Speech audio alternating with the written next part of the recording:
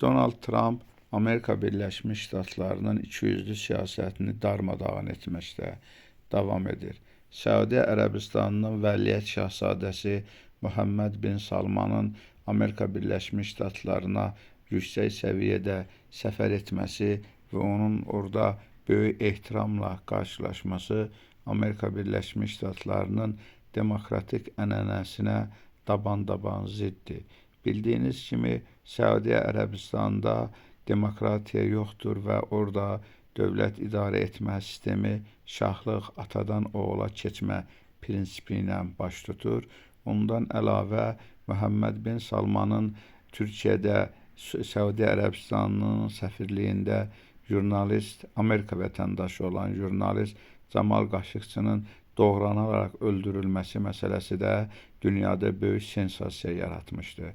Bu hadisələrdən sonra Amerika Birləşmiş Ştatlarının Muhammed bin Salmana bu cür ehtiram göstərməsi onun ikiyüzlü siyasətini tam açıq ortaya qoymuş olur.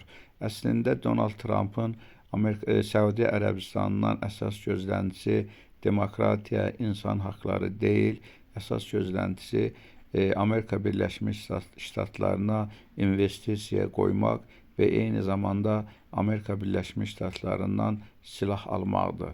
Yəni Amerika Birləşmiş Ştatları öz maraqlarına görə istədiyi ölkəni dəstəkləyə bilir və istədiyi adamı terrorçu elan edir, istədiyi adamı terrorçu listəsindən çıxardır.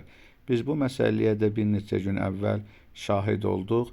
Əvvəllər Amerika Birləşmiş Ştatlarının təyin etdiyi, yaydığı terrorçular listəsində ön sıralarda olmuş Colani adlı bir şəxsin Suriyaya prezident gətirilməsi və bir neçə gün bundan əvvəl Amerika Birləşmiş Ştatlarına səfər edərək böyük sayğı və hörmətlə qarşılanması bir daha dediklərimizi əyani sübut edir.